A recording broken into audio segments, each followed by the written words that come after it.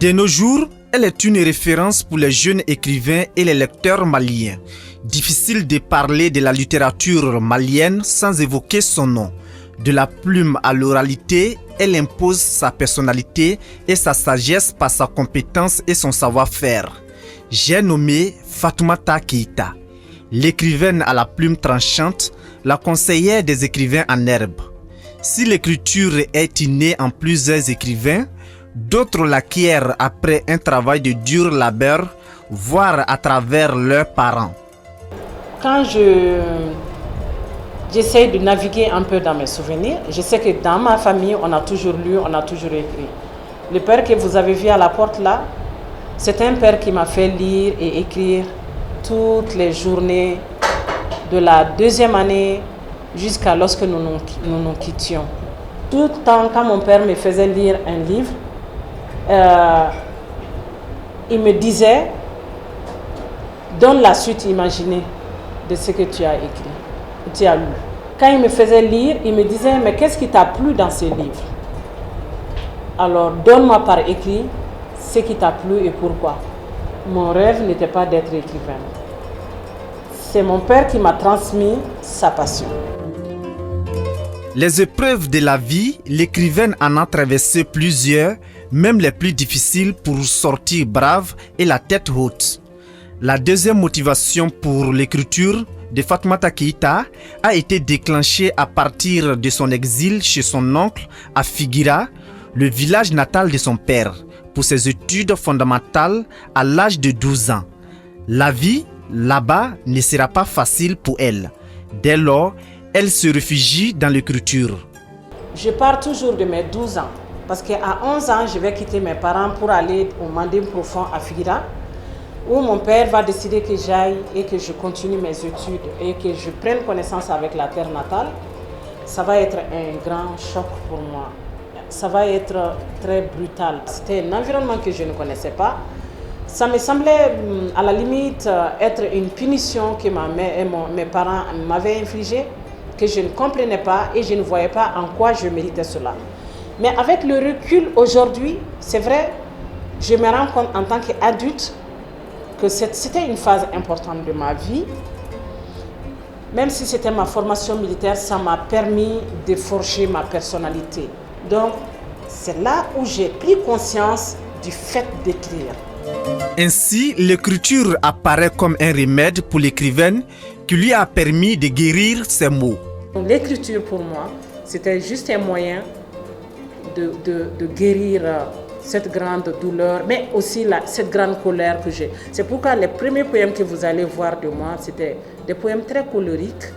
Et c'est pourquoi j'ai eu, à un moment donné de ma vie, le titre de fille rebelle du Manding. Chaque auteur a un idole qu'il adore énormément. Quant à Fatoumata Keïta, elle adore tous les auteurs nogro-africains, sans exception. J'ai découvert David Diop, Coup de pilon.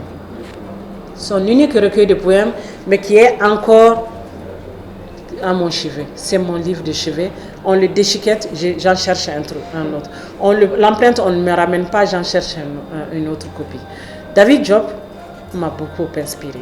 Pour son amour pour les livres, à l'époque, l'écrivaine s'est révélée comme meilleure lectrice de son école. Et elle a également des modèles en tant que créatrice d'idées et de projets. Parmi elles figure Adamba Konaré. Je me rappelle, le lycée de Balam m'a donné le prix du meilleur lecteur.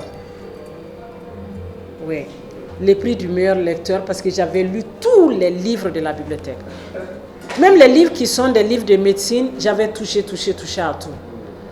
Donc, mon modèle dans l'écriture, je vais dire des gens qui m'ont inspiré. Il y a Adamba.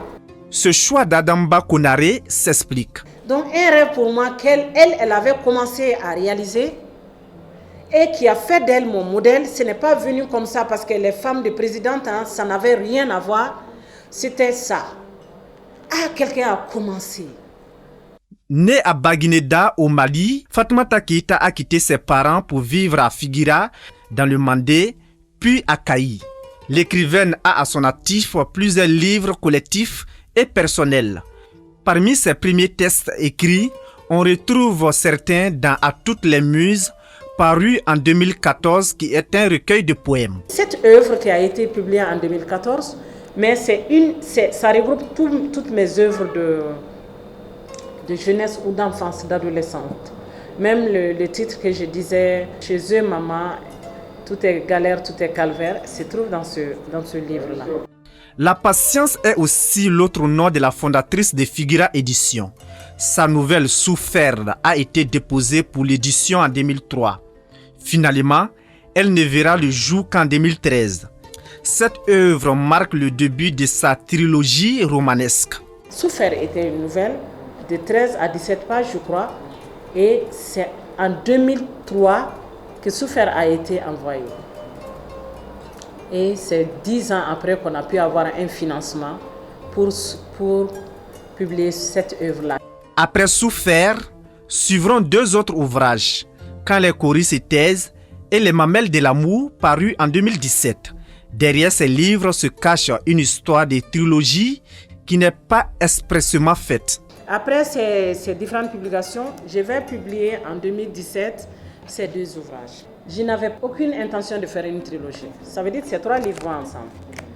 Mais ce n'est pas express. Ce n'était pas expressement comme si j'avais fait un plan. Je vais faire un premier livre, je vais faire un deuxième livre, je vais faire un troisième livre qui va faire une trilogie. Je me suis retrouvée avec une trilogie dans un pur hasard. Les lecteurs de la trilogie, notamment Nanaba, étudiante en lettres modernes, et Chaka Keita Dilawale, étudiant en journalisme, avouent avoir tiré plusieurs enseignements de ces livres. J'ai beaucoup aimé sa trilogie, surtout Souffert. À travers les thèmes qui sont abordés, le thème de la polygamie, de l'excision et tout ça. Dans ce livre, elle montre la polygamie comme étant une coutume de notre Afrique, de notre Mali, où elle met en scène la société mandingue, où tout le monde peut décider du sort de l'enfant, où la femme n'est pas pour le mari seulement, mais aussi pour ses frères. Commençons par Souffert, qui parle de l'évira, qui parle de mariage avec consentement, qui parle surtout de la vision des différentes communautés maliennes sur la femme. Son chef-d'œuvre, même sa pièce maîtresse, sa trilogie, Souffert, Quand les coris se taisent, Les mamelles de l'amour, j'ai lu entièrement. Et si je ne m'abuse pas, j'ai même été le premier, sinon l'un des premiers à dire à Fatoumata de ne pas faire un seul livre. Paru en 2019, Ce n'est jamais fini, tome 1 et tome 2, sont des recueils de poèmes écrits par Fatoumata Keita à reconnaissance de ces merveilleuses personnes qu'elle a eu à rencontrer et qui l'ont aidée. Ce n'est jamais fini, tome 1, pour revenir à ces livres-là, donc, c'était pour me dire, Fatoumata, tu as fait du progrès, mais tu n'as pas fait du progrès seul. Tu as fait du progrès à l'aide de concours, de circonstances, à l'aide d'opportunités, à l'aide de personnes merveilleuses que tu as rencontrées. Parce que quand les gens réussissent, ils se tapent la poitrine, né, tu n'es rien.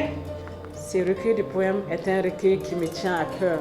C'est un recueil de reconnaissance, c'est un hymne à la vie.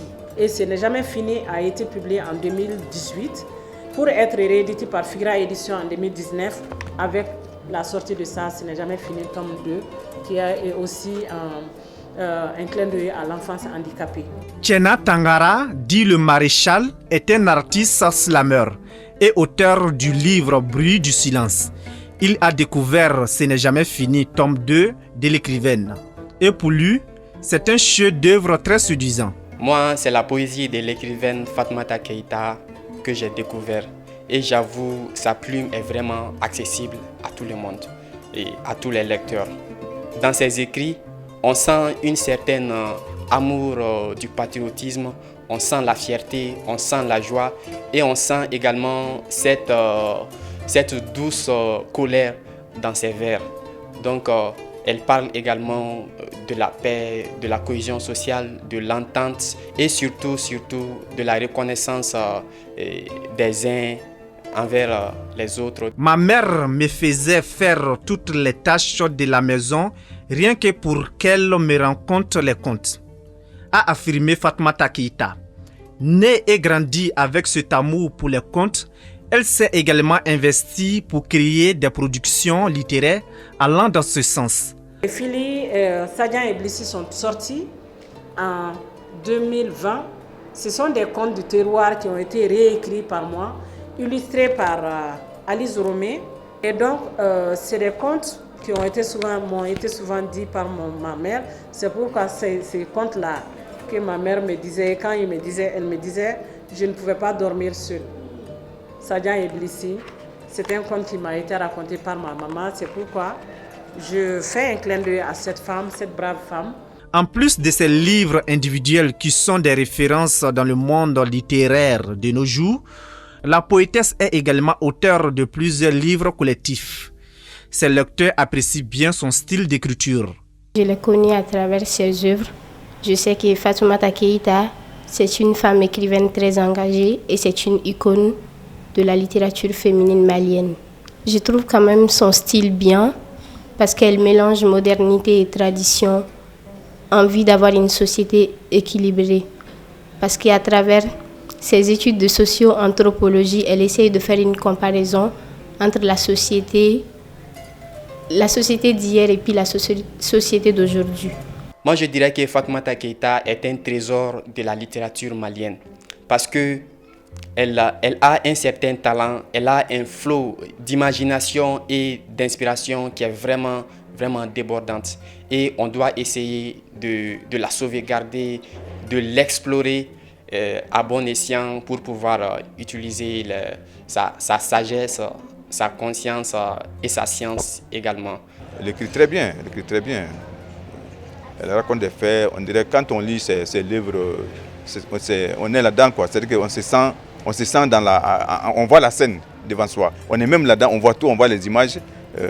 Son écriture est très vive, je dirais. L'analyse que j'ai faite sur les œuvres de Fatoumata est qu'il y a toujours un lien entre ses œuvres et sa formation universitaire. Parce que ces œuvres sont toujours sociologiques. Direction Université de Kabbalah, plus précisément à la faculté des lettres, des sciences du langage, à la découverte d'Idrissa Balo. Il est spécialiste des romans africains. Cet enseignant-chercheur a d'abord connu Fatoumata Keïta à travers ses œuvres. Depuis 2017, il mène des études sur des romans africains post-coloniaux. Idrissa Balo précise que l'écrivaine a un style hybride et qu'elle aborde des thèmes d'actualité. Et c'est cet universalisme qui lui donne le pouvoir, surtout, de mélanger plusieurs codes d'écriture, plusieurs codes culturels. Donc son style, en ce sens, c'est un style hybride. Et c'est cette hybridité qui m'impressionne beaucoup chez elle. Si je dis hybridité stylistique, il s'agit notamment de l'hybridité de la langue, le fait qu'elle ne se définit pas comme une malienne tout court et qu'elle se prend, c'est-à-dire pour une écrivaine monde, et aussi son attachement à l'actualité. Comment se passe cette hybridité culturelle chez l'écrivaine? Notre interlocuteur donne des détails. Dans ces différents textes, notamment chez Fatoumata Keïta, donc l'Afrique n'a pas une culture statique. Donc dans le texte de Fatoumata Keïta, il s'agit de faire la promotion d'une culture transculturelle. Une écriture transculturelle qui soit à cheval entre les cultures. Parce que la langue même que nous parlons dans notre société, aujourd'hui, ce n'est pas que le Bambara, ce n'est pas le Bambara Pi. C'est du Bambara mélangé avec d'autres codes linguistiques, notamment le français, l'anglais, et ainsi de suite. La native de Baguineda ne s'intéresse pas seulement aux gens littéraires. Elle touche également les gens extra-littéraires. Donc, il n'y a pas que le genre littéraire seulement qui soit convoqué chez Fatoumata Keïta. Il y a également le genre extra-littéraire. Parler des genres extra-littéraires, regardez par exemple ici, cette illustration de Souffert. Donc, j'ai essayé de porter un regard critique sur ça, sur cette page de couverture. Ça m'impressionne beaucoup, ce genre de dessin, surtout, ça ici, c'est plaqué sur un roman. Eh bien, ça mérite interrogation. Parce que là, c'est le jeu des marionnettes qui est transplanter ici sur la couverture d'un roman. Et l'écrivain, en le faisant, donc avait une idée derrière la tête. Fatoumata Keïta, dans ses écrits, fait appel aux mythes et aux contes juste pour les rendre fabuleux et attirants à la lecture. Dans ces documents, vous trouverez des convocations, des pratiques de l'oralité. Ces pratiques sont entre autres le mythe. Parfois l'auteur convoque le mythe pour agrémenter son récit. Parfois l'auteur convoque le conte pour agrémenter son récit. Dans ses écrits, toujours selon notre enseignant-chercheur, l'écrivaine Fatoumata Keïta va au-delà de l'écriture transculturelle. Et l'écriture transculturelle va au-delà de tout ça, pour encore embrasser ce qu'on appelle des thématiques qui ont trait à des pratiques ou bien à des usages traditionnels. Pour ce qui est le cas de l'excision.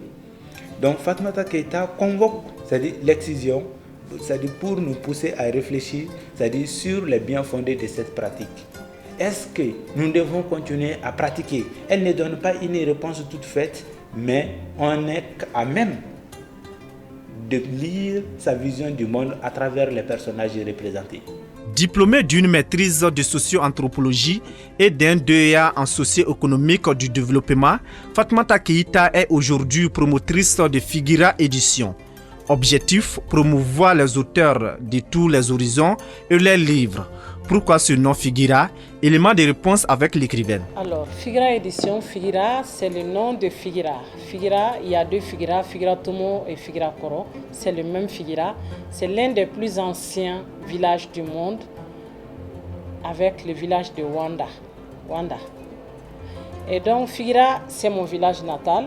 Je ne l'ai pas donné comme nom à ma maison d'édition parce que c'est mon village natal, mais j'ai donné ce nom en reconnaissance de la contribution de Figuira dans ma construction personnelle.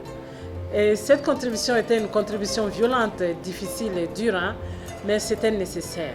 Figuira Édition a vu le jour en août 2019 sur le papier. Cette jeune maison d'édition qui a à peine 3 ans d'existence fait parler d'elle à travers sa rigueur et son sérieux dans la publication des livres.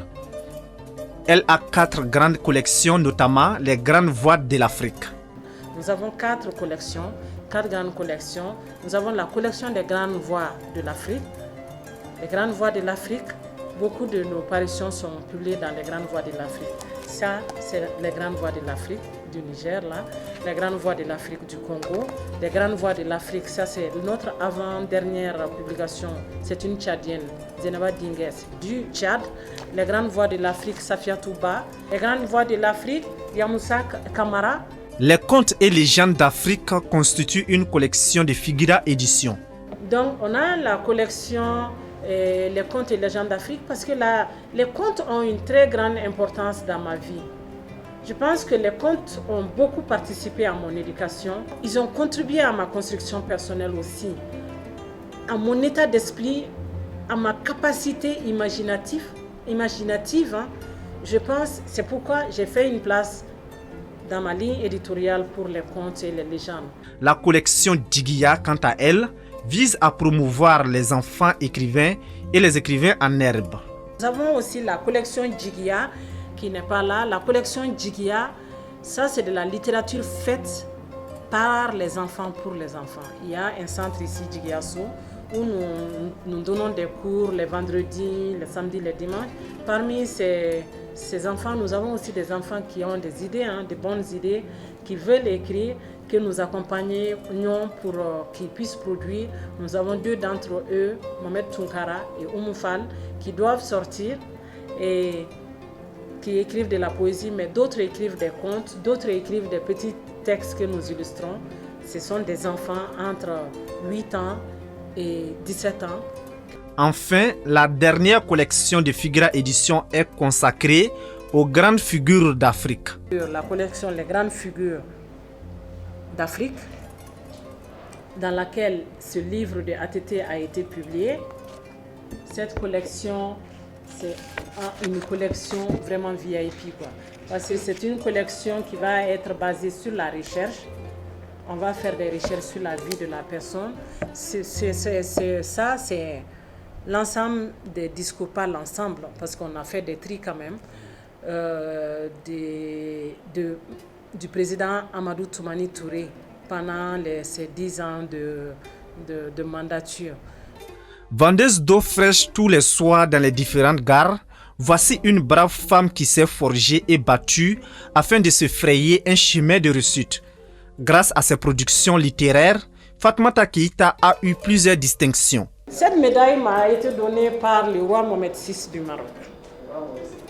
Oui, pour le leadership féminin en littérature. C'était en 2017. Et ça, c'était en 2015. C'est une médaille qui a été donnée par l'Association panafricaine des écrivains et dont le siège est au Ghana, PAWA, parce que j'ai été intronisée reine Ashanti au Ghana. Voilà, ça m'a été donné pour la trilogie qui est venue au hasard comme ça, la trilogie, mais on m'a donné une distinction comme ça. Donc c'est ça. Et ça aussi c'était au Ghana. Voilà.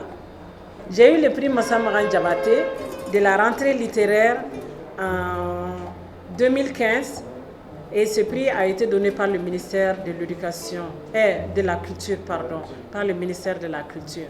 Ça aussi c'est un prix que j'aime bien. Ça c'est le prix Nyeleni qui m'a été donné par une école. Il y a une autre distinction. Ça c'est une distinction aussi du Maroc. C'est un diplôme qui a été donné aussi par le roi Mohamed VI. C'était accompagné de la médaille. Voilà, donc il y a aussi le prix du meilleur roman féminin en Afrique de l'Ouest. Voilà. Humilité, sagesse et honnêteté caractérisent l'écrivaine. Selon elle, les distinctions importent peu. La satisfaction des lecteurs suffit largement, soutient-elle. Donc je disais que oui, il y a du travail à faire quand on dit que je suis connue, c'est vraiment relatif. C'est relatif, mais ça ne nous arrête pas. Ça veut dire qu'on soit reconnu aujourd'hui ou demain, c'est pas ce qui est important. Qu'on ait des prix aujourd'hui ou demain, c'est pas ce qui est important. Qu'on ait même les prix, ce n'est pas ce qui est important. Et beaucoup pensent que c'est ça qui est important. Ce n'est pas ça qui est important. Ce qui est important, nos prix, on les a d'abord dans les lignes que nous écrivons. C'est la première satisfaction que nous avons qui est notre premier prix. Maintenant, quand on a la reconnaissance, c'est bon, c'est magnifique. On ne vient pas écrire pour qu'on ait des reconnaissances, mais si les reconnaissances viennent, c'est bien. On ne vient pas écrire pour qu'on ait de l'argent, mais si l'argent vient, c'est bien. Fatoumata Keïta est une lumière, une chance, voire une baobab pour la littérature malienne. Puisse son parcours inspirer la jeune génération afin que la littérature malienne continue de traverser encore les frontières.